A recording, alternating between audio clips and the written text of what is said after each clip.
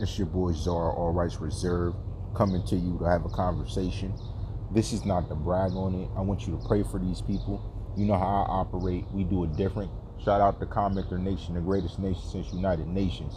We're here to talk to you because there's something you got to know.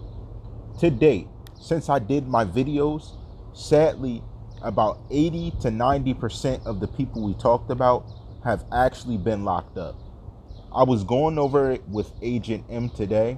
We were checking each person one by one. That's why it took me a while to do this. Literally, more than half of them, 90%, got locked up. Not that it had anything to do with what we were talking about. Not at all what we were talking about. But some of the character flaws played out in them getting locked up. One of the ones I'm going to use as an example, I was wondering where Panama went. Around April, early this month, the early part of April, she actually got in trouble and needed bail. Part of her issue was the fact that she presented a fake license when she was stopped. Where'd you even get that from? How'd you do that?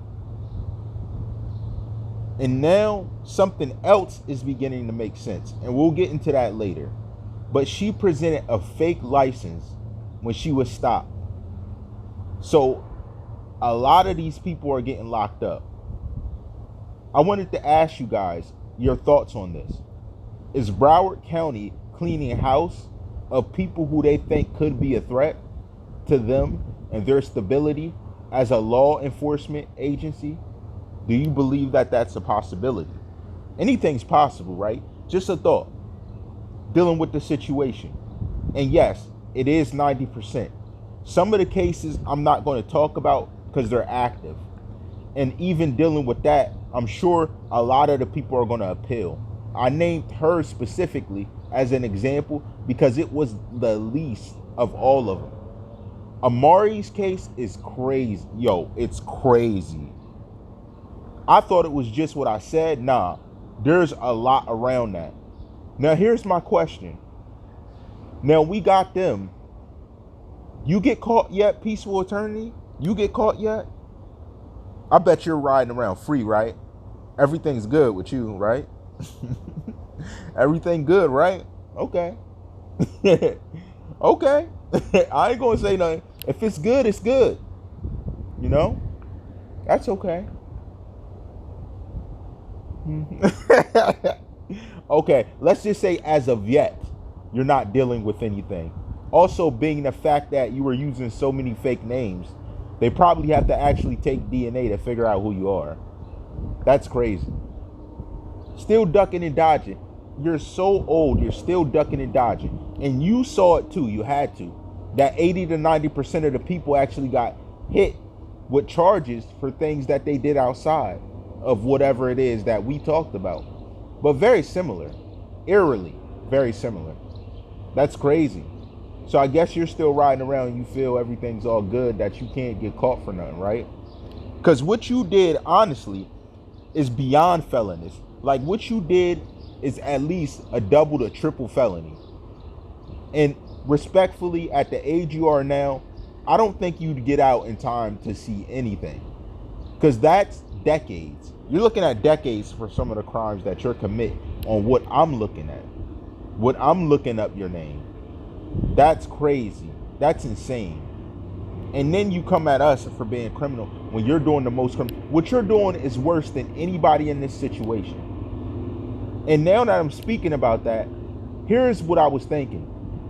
Trunks, you ever been arrested? Never been arrested?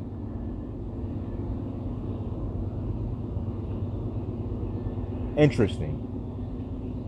Because bottom line, I know they had you in the interrogation room. I know you can't trick me there. I know they did.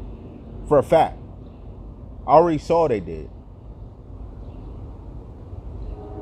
Oh, you said they didn't? Do you want me to show what you talked about? Do I need to show that?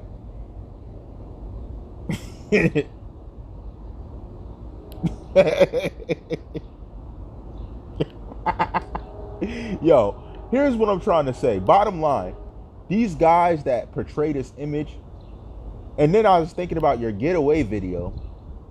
I probably would have came out singing that song too. I can't front. Honestly, that's crazy. That's crazy. Real talk. Like, you think I don't have connections there, like I'm not able to call people. When I figured out some things, I just had made a phone call and asked questions. That's all. They at least respect that. Y'all think nobody watches. They really be here thinking nobody watches. They really think when I said the judge, they thought I was really joking. I wasn't joking. I wasn't joking about it. I wasn't playing around either. When I gave props to the lawyer, he seen me give him props. Trust me. There was things I did for a reason, purposely. But now we're getting into the upper echelon of the case, looking into stuff. And it's getting very curious that some of the people still are doing the same things. To those who are in trouble, keep your head up. And to those of you who are ducking and dodging, no good. No good. Because there's other stuff that I can talk. I just want more details to follow the story. Like how I know Christine is no longer with, what's his name? The other guy that we knew Cleo was with. She's no longer with him. But see, that story gets deeper, doesn't it, Agent M? Doesn't it, Agent M? That gets much deeper. The question is, so the son isn't his? Whose is it then? Very interesting. Because something that simple to a case can paint a picture to catch someone up easily. Because something so simple as that, it makes a lot of sense. Stuff is starting to add up. It leaves me very curious.